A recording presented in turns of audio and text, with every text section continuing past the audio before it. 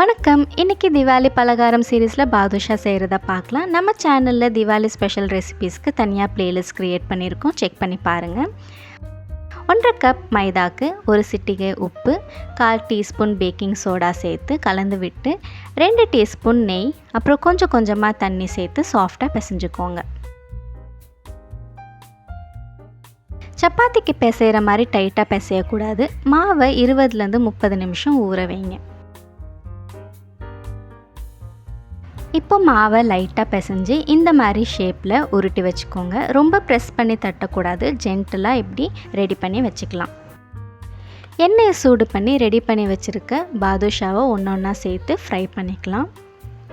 சிம்மரில் வச்சு ஃப்ரை பண்ணுங்கள். அப்போ தான் உள்ளேயும் ஈவனாக குக் ஆகும். இல்லைனா வெளியில் மட்டும் சீக்கிரமாக கலர் வந்துடும், உள்ளே வேகாது. ஃப்ரை பண்ண எல்லா பாதுஷாவையும் தனியாக எடுத்து வச்சுட்டு இதுக்கு ஜீரா ரெடி பண்ணிடலாம்.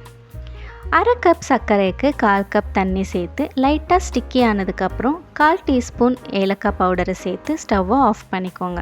கலராக வேணும்னா ஃபுட் கலரை ஜீராவில் ஆட் பண்ணிக்கோங்க. இப்போ ஃப்ரை பண்ண பாதுஷாவை ஜீராவில் ஒரு அரை மணி நேரத்துக்கு சோக் பண்ண விடுங்க.